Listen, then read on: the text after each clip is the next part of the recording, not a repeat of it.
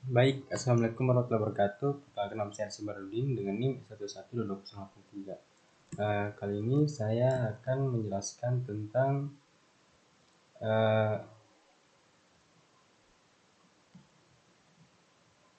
uh, data cleaning.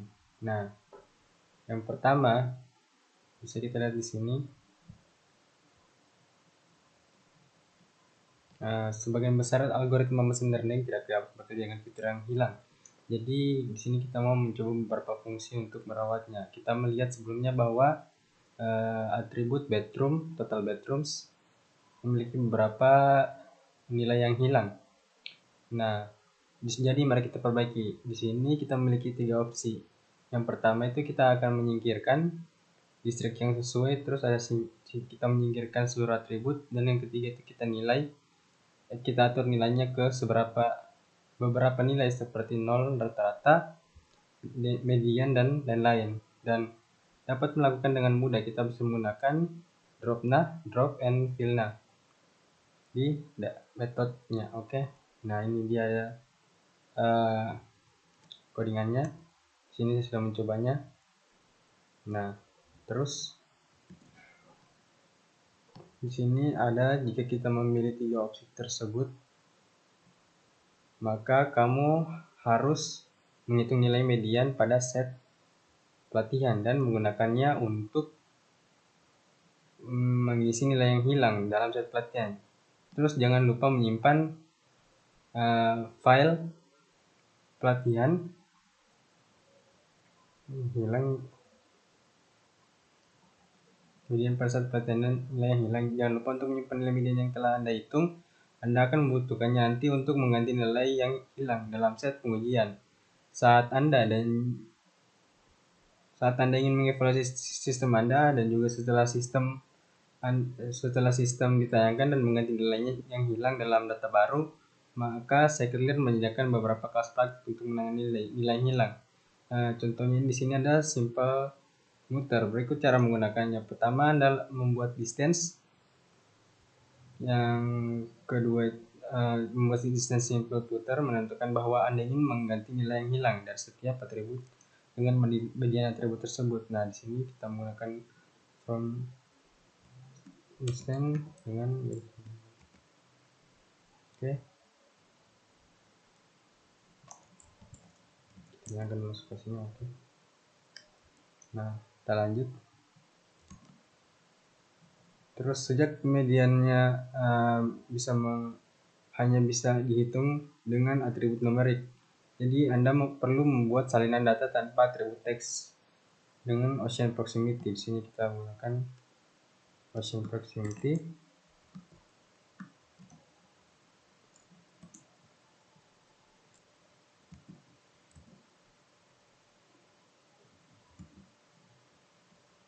Nah, sekarang kalian bisa melakukan atau menyesuaikan insight inputer ke data pelatihan menggunakan metode fit.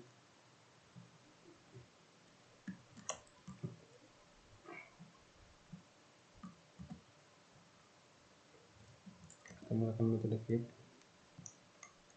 Nah, sudah.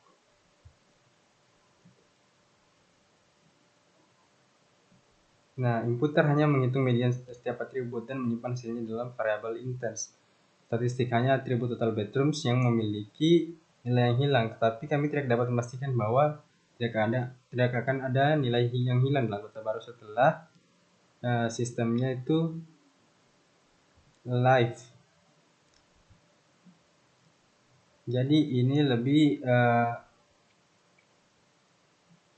aman untuk diterapkan di inputer atau semua atribut numerik. Nah, contohnya seperti ini, inputer statistik.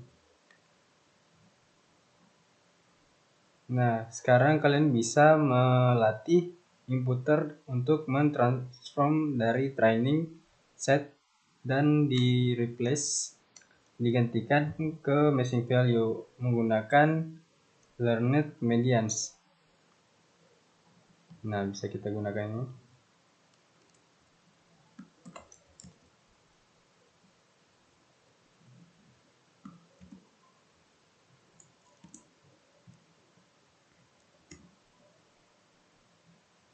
Nah, the result jadi hasilnya itu akan melakukan array NumPy biasa yang berisi fitur yang diubah. Jika Anda ingin memasukkannya kembali ke dalam fitur pandas, sederhana kita tinggal menggunakan ini.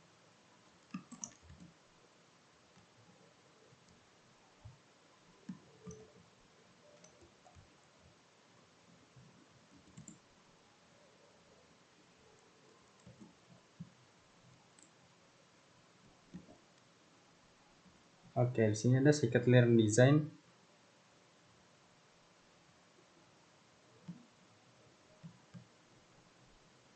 Nah, desain scikit-learn atau API scikit-learn dirancang dengan sangat baik. Ini adalah prinsip desain utama atau konsisten semua objek berbagai yang terbuka konsisten sarana estimator. Setiap objek yang dapat memperkirakan beberapa parameter berdasarkan kumpulan data tersebut estimator. Misalnya inputer adalah penaksir estimasi itu sendiri dibentuk oleh metode fit dan hanya membutuhkan himpunan data sebagai parameter atau dua untuk algoritma pembelajaran yang diawasi. Himpunan data kedua berisi label, parameter lainnya yang diperlukan untuk memandu proses estimasi dianggap sebagai parameter seperti strategi inputer dan harus diatur sebagai variabel intens, umumnya melalui parameter konstruktor. Nah, di sini kita langsung saja melompat ke handling text atau categorical attributes. Nah, sejauh yang kita ketahui, hanya berurusan dengan atribut numerik, tetapi sekarang mari kita lihat atribut teks dalam himpunan data ini. Hanya ada satu atribut ocean proximity. Mari kita lihat nilainya. Nah, di sini kita bisa lihat nilainya.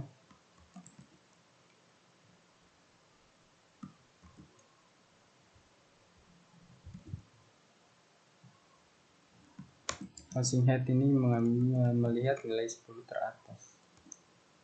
Titik head 10. Oke. Nah, di sini bisa dilihat nilainya. Nah, ini jika bukan arbitrary text, di sini ada limited number yang possible value. Nilai yang memungkinkan untuk mempresentasikan kategori. Jadi atribut categorical atribut itu di machine learning paling banyak algoritmanya.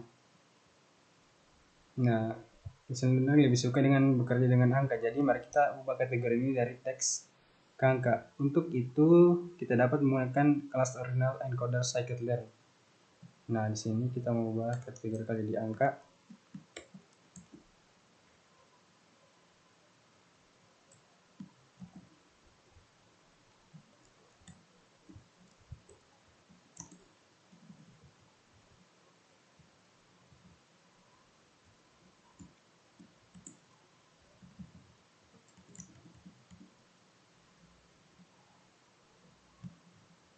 Oke, kita sudah ganti kategori jadi angka. Di sini kita bisa mengambil list dari kategori menggunakan kategoris. Ini adalah daftar yang berisi array satu dimensi, kategori untuk setiap atribut kategoris. Dalam hal ini kita bisa membuat daftar yang berisi array tunggal karena hanya ada satu atribut kategoris. Nah, di sini.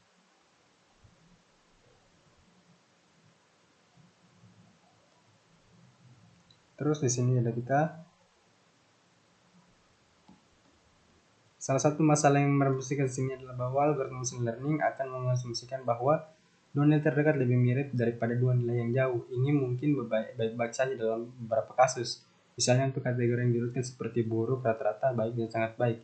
Tapi jelas tidak demikian halnya untuk kolom ocean proximity. Misalnya kategori 0 dan 4 jelas lebih mirip karena kategori 0 dan 1 untuk jelas lebih mirip daripada kategori 0 dan 1. Untuk memperbaiki masalah ini, solusi umum itu kita meng-create satu binary atribut per kategori dengan satu ketika Kate darah adalah lebih kecil 1 H ocean dan 0 sebaliknya. Atribut lain sama dengan satu ketika Kate the category is island. Nah, and 0 otherwise and so on. Ini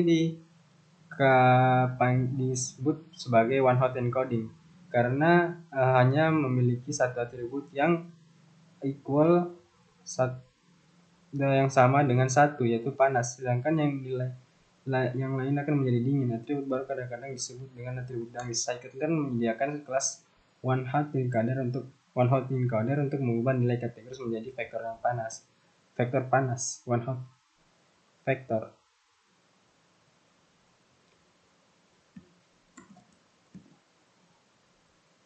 Kita tes jaringan yang ini.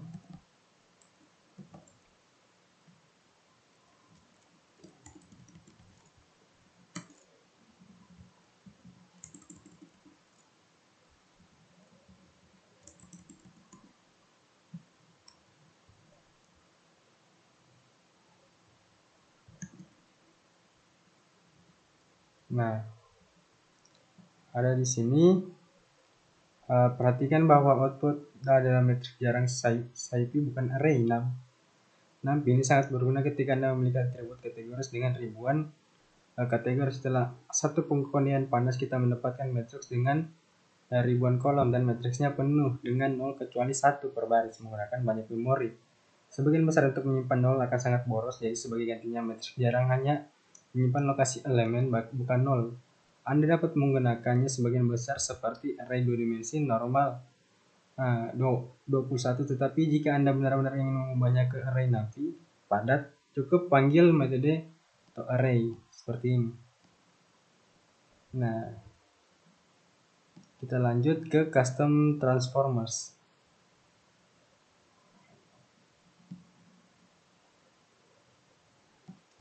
Nah, meskipun scikit-learn menyediakan banyak transformer yang berguna, kamu perlu menulis sendiri untuk tugas-tugas seperti operasi pembersihan custom, menggabungkan atribut tertentu. Jika Anda bekerja dengan mulus, fungsi scikit-learn seperti such as pipeline length dan scikit-learn relies on duck typing not in the header, semua yang dibutuhkan bisa dibuat dari kelas dan implement dari 3 metode, yaitu feed, returning self, transfer, dan feed transform. Nah, di sini kamu bisa mendapatkan setidaknya satu yang terakhir secara gratis dengan menggunakan transformer mixin sebagai kelas dasar. Jika Anda menambahkan base estimator sebagai kelas dasar dan menghindari arcs and carcs ini dari konstruktor Anda juga akan mendapatkan 2 metode tambah, yaitu getParams dan setParams. Nah, itu sangat untuk penyetelan hyperparameter otomatis. Nah, contohnya seperti ini.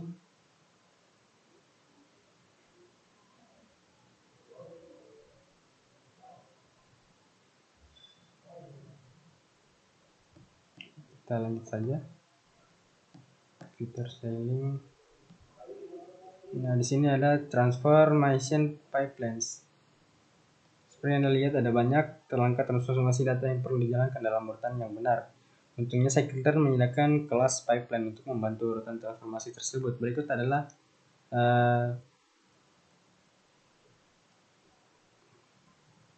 pipeline untuk atribut numerik. Nah, ini coba kita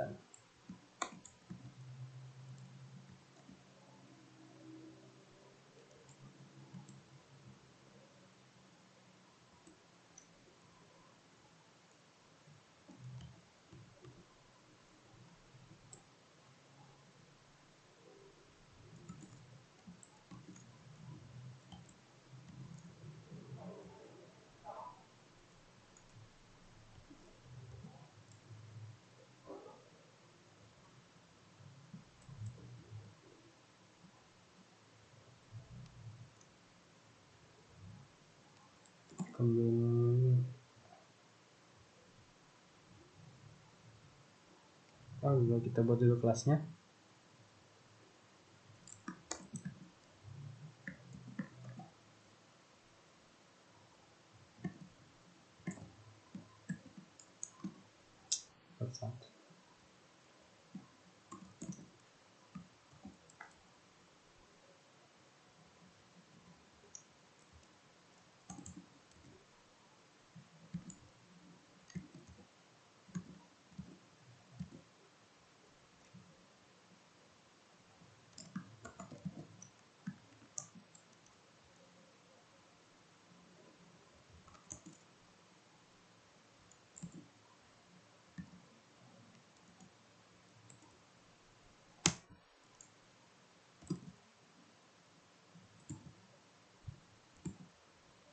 True init bedrooms true. Self bedrooms true. No as of cards. Self at bedrooms per room sama dengan true. Tutup kurung. Def init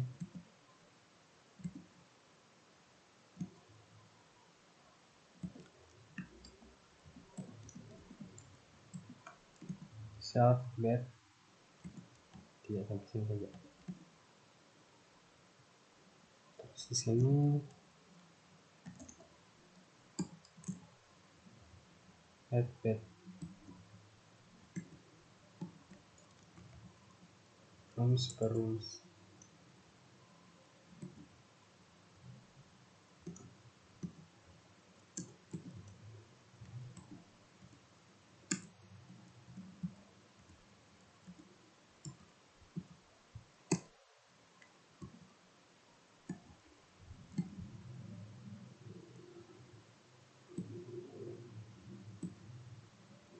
Self nothing else to do. Rooms per threshold ex.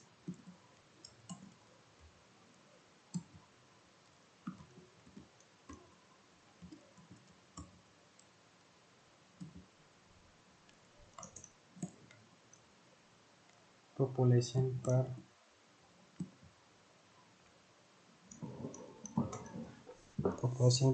household.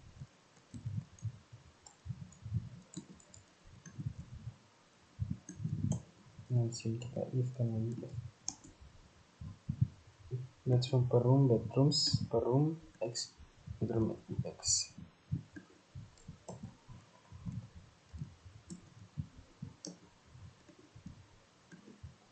Bedrooms per room, oke. Di sini out room household population per household.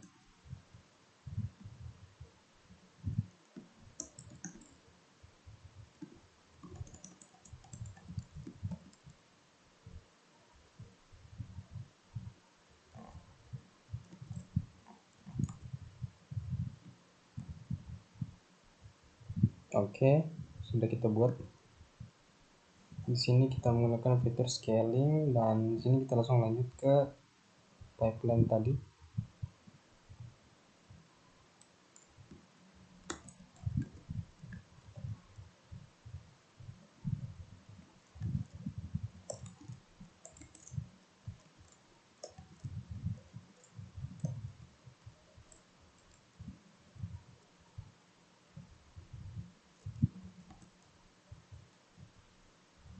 Oke.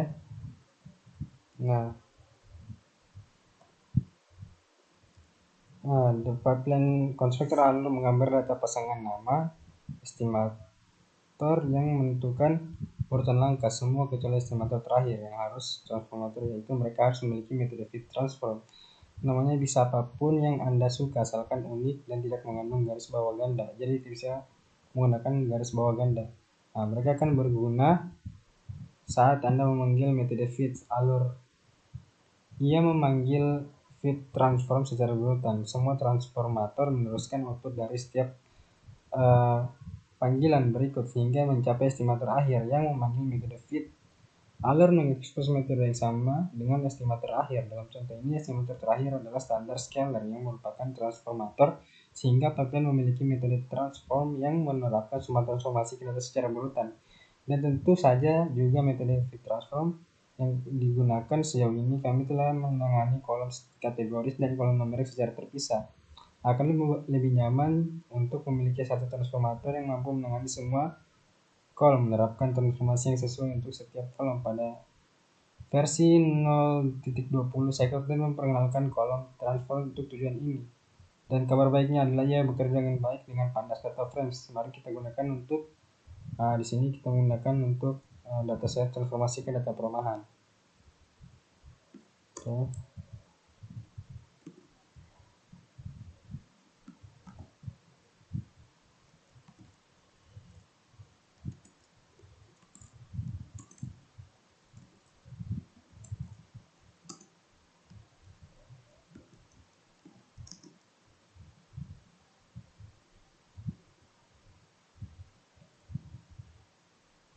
Nah, yang pertama itu kita akan mengimport transformer kelas, dan selanjutnya kita bisa mengambil list dari numerical column names dan list dari categorical column names, dan kita bisa mengkonstruk dalam kolom transformator. Nah, kolom transformator ini list adalah tuple dari list yang dimana tuple itu mengcontains dari name. Nah, kalau yang harus diterapkan pada dalam contoh ini, in this example, kami menentukan bahwa kolom break harus diubah menggunakan pipeline yang kami tentukan sebelumnya, dan kolom garis cap harus diubah menggunakan one hot encoder. Akhirnya kami menerapkan kolom transformer ini ke data rumahan. Ini menerapkan step transformator ke kolom yang sesuai, sehingga menggabungkan output di sepanjang kedua sumbu. Nah, transformator harus mengambilkan jumlah baris yang sama.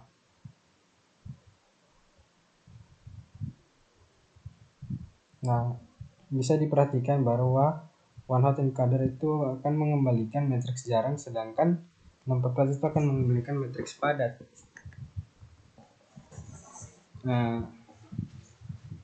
Nah, yang memperkirakan kepadatan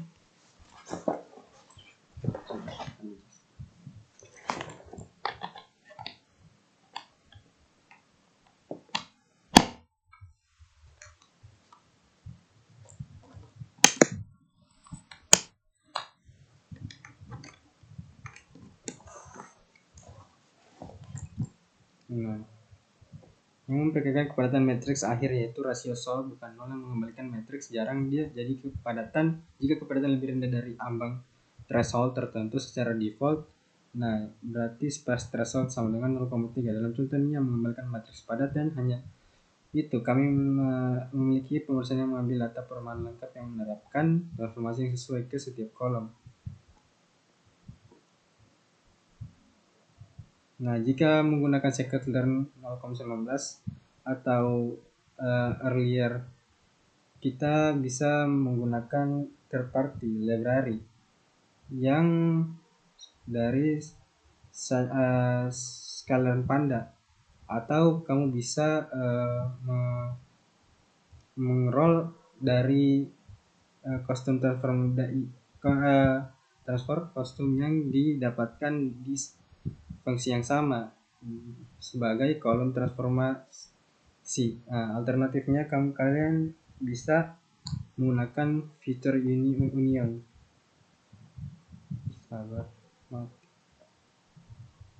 Nah, sini ada kelas which yang bisa kita gunakan sebagai different transformator yang berbeda dan konkret untuk output mereka.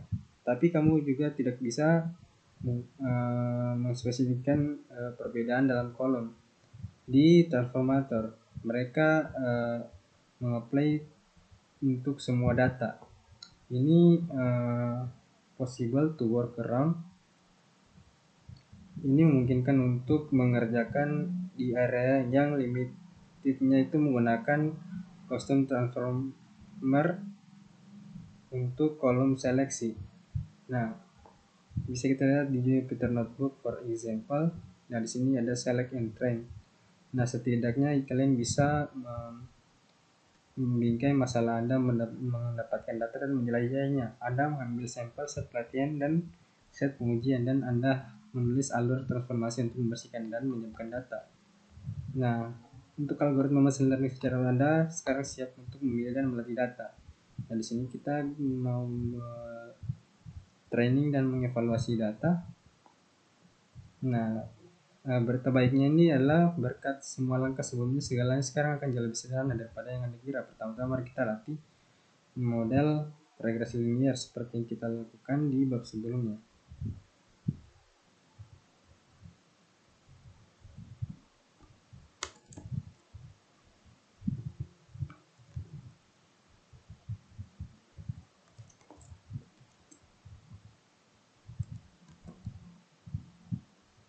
Nah,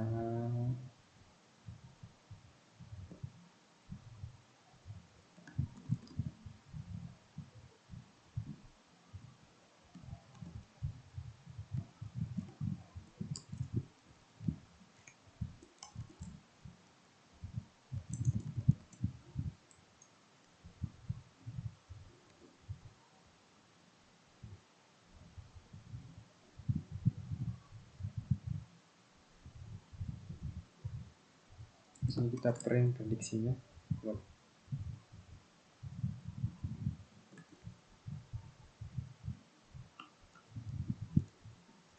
dan kita print juga labels ya.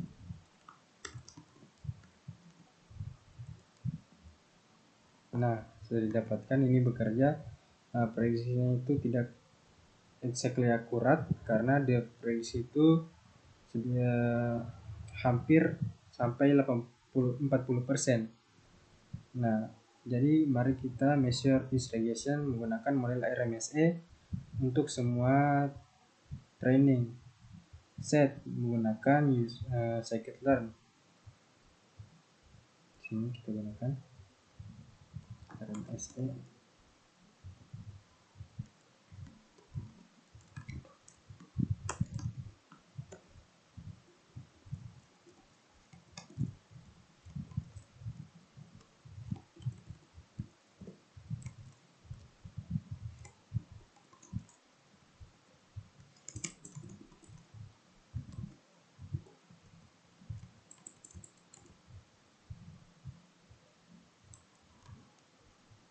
Nah, ini lebih baik daripada tidak ada. Tapi secara jelas ini bukan skor yang bagus. Kebanyakan median house values dengan jarak antara $120 sampai $265. Jadi tipe prediksinya ini, prediksi error darinya itu adalah $68.628. Jadi ini tidak terlalu satisfying, tidak terlalu baik. Nah, ini dia contoh dari model yang underfitting dari training data. Nah, ketika ini terjadi kita bisa, itu berarti fiturnya itu tidak provide enough, tidak menyediakan yang cukup informasi untuk menggunakan untuk prediksi yang baik. Atau kita bisa menggunakan, atau modelnya ini tidak powerful, tidak bagus. Nah, seperti yang kita tahu, terlihat di previous chapter, di chapter sebelumnya, bahwa the ways to underfitting atau diselect more power underflow model. Nah, untuk melakukan ini kita bisa menggunakan algoritma yang lebih baik, atau kita bisa mereduce contents dari model. Nah, modelnya ini regulasi di mana which rules out the last option. Nah, kita bisa menggunakan beberapa fitur tambahan seperti the log of the population, but mari kita mencobanya lebih kompleks dari model untuk seberapa baik dia bekerja. Nah, mari kita train decision regressor. Ini sangat powerful, capable finding complex dan relationship korelasi dari data decision tree ini lebih detail. Nah, di sini kita bisa menggunakan from schooler.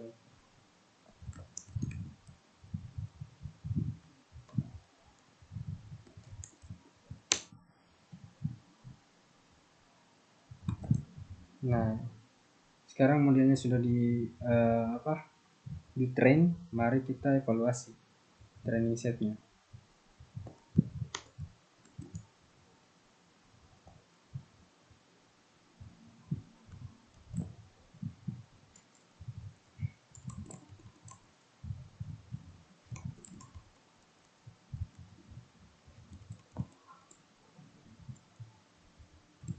Nah, nanti kalau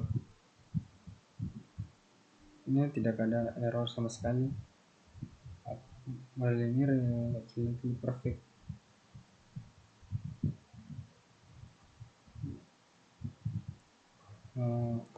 Bisa model ini benar-benar sempurna? Tentu saja jauh lebih mungkin bahwa model tersebut telah terlalu sesuai dengan data. Bagaimana bisa seperti ini? Kita lihat sebelumnya kita ingin menyentuh set pengujian sampai set untuk mengajarkan model yang Anda yakini. Jadi Anda perlu menggunakan sebagian dari set pelatihan. Nah, dan sebagian untuk validasi model. Nah, sini ada better evaluation using cross validation. Salah satu cara untuk mengevaluasi model pohon keputusan adalah dengan menggunakan trend test split untuk membagi set pelatihan menjadi set pelatihan yang lebih kecil dan validasi. Lalu latih model Anda terhadap set pelatihan yang lebih kecil dan mengevaluasi terhadap set validasi. Ini sedikit pekerjaan tetapi tidak ada yang terlalu sulit dan itu akan bekerja dengan cukup. Nah, alternatif yang bagus menggunakan fitur validasi itu silang bisa menggunakan default cycle turn. Kode berikut secara acak membagi set pelatihan menjadi 10 subset berbeda yang disebut lipatan, kemudian melatih dengan mengevaluasi model decision tree secara sebanyak 10 kali dan memilih lipatan yang berbeda untuk evaluasi setiap saat untuk melatih pada 9 lipatan lainnya. Hasil adalah array yang bersih 10 skor. Oke, kita tes.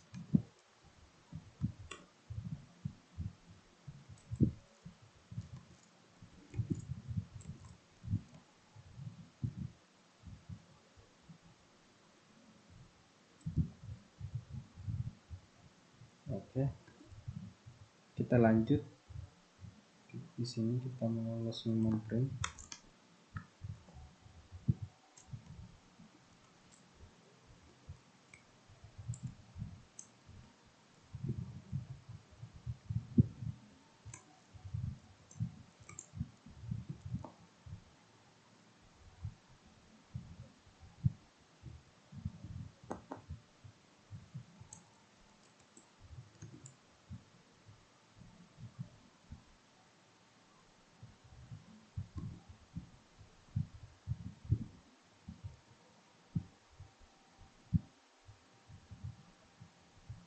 Skor.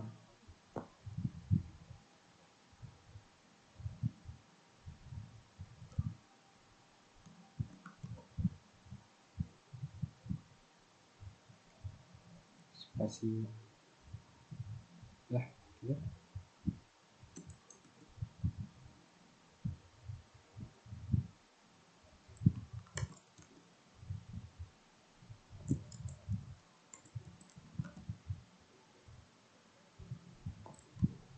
Nah, di sini sekarang desenternya tidak terlalu bagus di awal, tidak terlihat pasti bagus sebelumnya. Faktanya tampak bentuk lebih buruk daripada regression linear. Perhatikan bahwa validasi silang memungkinkan Anda untuk mendapatkan tidak hanya perkiraan kinerja Anda, tetapi juga ukuran kinerja tepat perkiraan ini, yaitu standar divisinya. Nah, Dysentery memiliki skor sekitar 71.407. Umumnya tambah sama dengan 2.439. Nah, Anda tidak dapat memiliki informasi ini jika Anda hanya menggunakan satu set validasi, tetapi validasi silang. Data yang menggunakan beberapa pelatihan model beberapa kali, jadi tidak selalu memungkinkan. Ini kita buat scoring.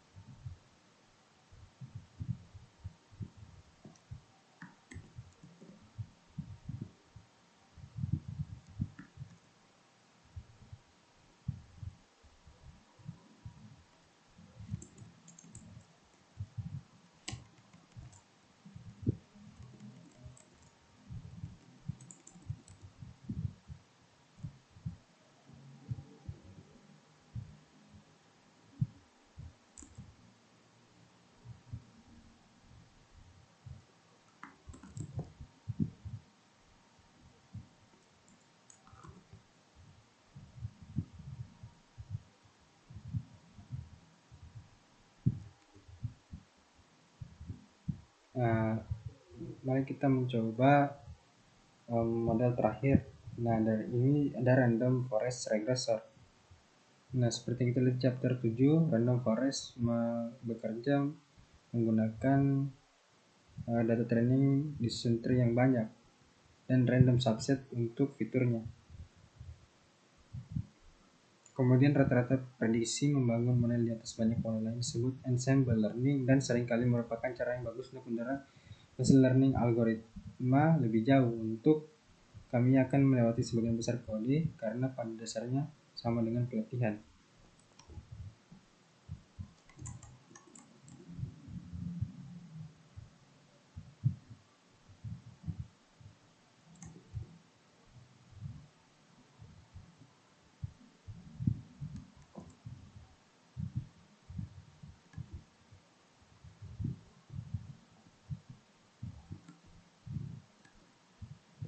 Forest Erasmus.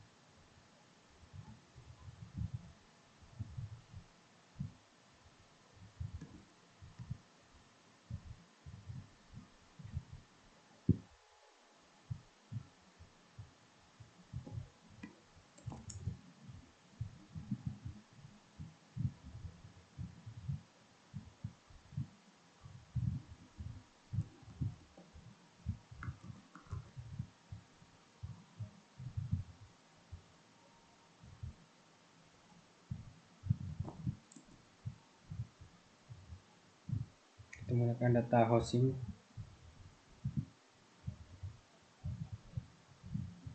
Nah, di sini prediksinya kita menggunakan housing prediction yang sudah di train dan kita kalkulasi ke RMSE untuk forest regressornya. Nah, untuk memprediksi-nya lamanya. Langsung kita lanjut ke forest RMSE. Ke fine tune your model. Oke, di sini ada salah satu opsi yang bisa kita pilih untuk hyperparameter manual sampai kita mendapatkan kombinasi yang baik dari hyperparameter nilai hyperparameter. Kita bisa menggunakan tedious work dan kamu juga tidak memiliki banyak waktu untuk mengeksplor semua kombinasinya. Nah, sebagai gantinya kalian harus mendapatkan cycle turn grid search CV untuk mencari untuk kamu. Nah, semua yang kamu butuh lakukan itu adalah memberikan parameter yang kamu mau tuh untuk eksperimen menggunakan dan value apa untuk kita try out. Nah, dan ini bisa kita cross validasi untuk mengevaluasi semua kombinasi kemungkinan dari parameter nilai. Untuk contohnya kita bisa mengikuti kode search dari kombinasi yang terbaik dari hyperparameter nilai dari random forest regressor.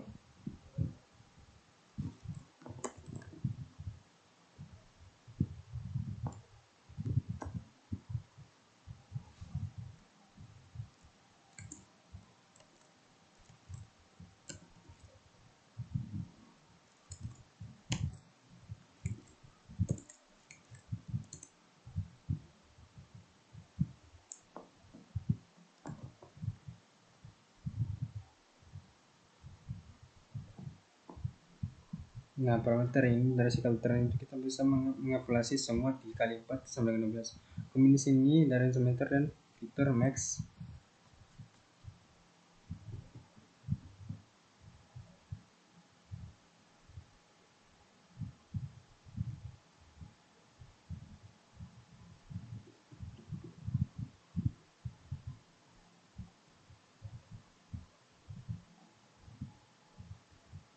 Nah, fitur Next, untuk spesifikasi kombinasi dari estimator dan max fitur hyperparameter nilai dari spesifikasi dan first dictionary. Nah, jangan khawatir tentang hyperparameter untuk sekarang.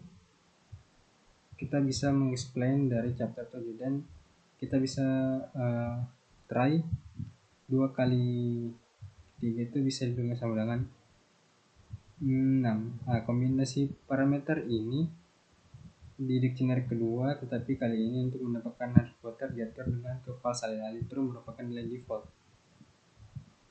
Yang merupakan nilai default untuk hyperparameter dan kisi akan mengekspresi 12 tambah 6 sama dengan 18 kombinasi nilai hyperparameter dalam diagnosis dan akan melatih setiap model 5 kali lipat karena kami menggunakan validasi silang 5 kali lipat. Dengan kata lain, secara keseluruhan akan ada 18 kali 5 sama dengan 90 putaran. Oke, kita lihat grid search parameternya.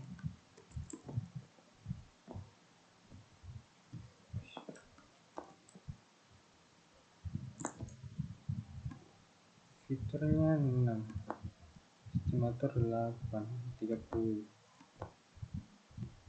Terus kita grid base estimator.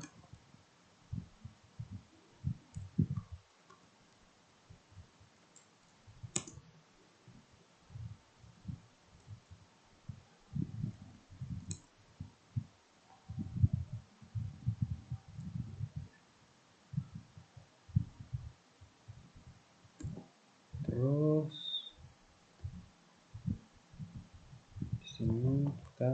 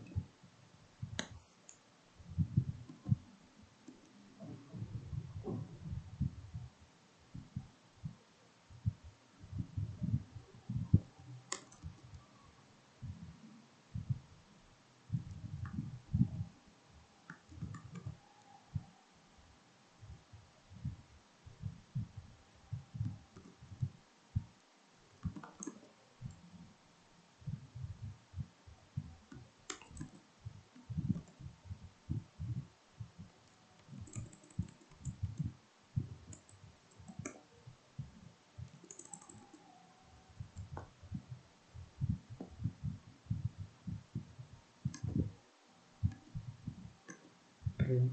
Oke.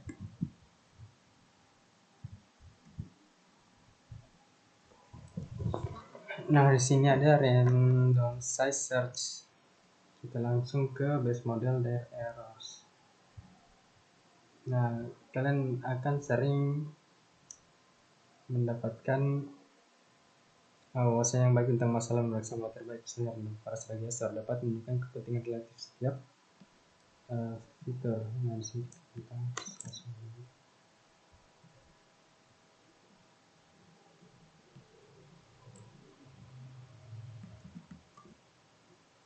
oh, ada salah.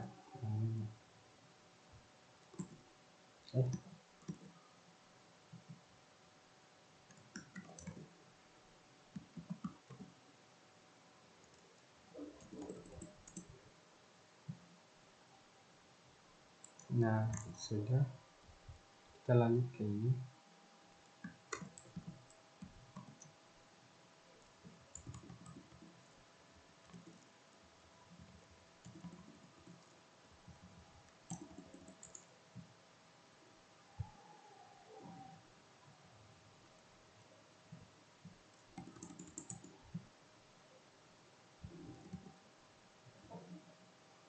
Nah, untuk mengevaluasi sistem set, kita bisa menggunakan fitur after awaiting model. Terus di sini ada bukan spesial tentang proses spesial, kita hanya menggunakan get predictor dan labels from test set kita, dan kita bisa menggunakan run menggunakan flow pipeline itu untuk mentransfer data yang disebut count transform, bukan fit transform. Nah, ini biasa di sini kita lakukan langsung ya.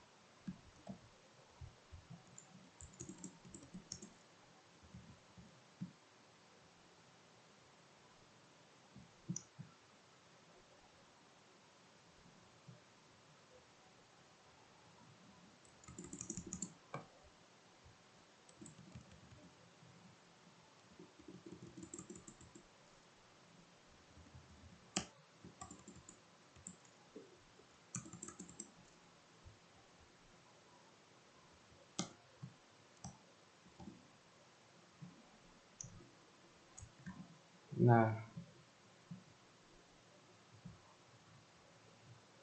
jika Anda melakukan banyak pengintilan hyperparameter, performanya bisa akan sedikit lebih buruk daripada Anda menggunakan policy silang. Karena sistem Anda akan disempurnakan untuk berkinerja lebih baik pada data validasi, memungkinkan untuk berkinerja lebih baik pada himpunan data yang tidak dikenal. Nah, tidak demikian hanya dalam contoh ini, tetapi kita tidak terjadi Anda harus menahan godaan untuk mengubah hyperparameter agar angka terlihat bagus untuk set pengujian. Perbaikan tidak mungkin digeneralisasi ke data baru. Sekarang tiba fase para peluncuran proyek. Anda perlu mempresentasikan solusi Anda. Langsung saja. Sekarang fase para peluncuran proyek selanjutnya mengerti apa yang telah Anda pelajari, apa yang berhasil dan apa yang tidak, asumsi apa yang dapat, dan apa keterbatasan sistem Anda. Nah, sekian dari saya. Wabillahi taufiq wal hidayah. Assalamualaikum warahmatullahi wabarakatuh.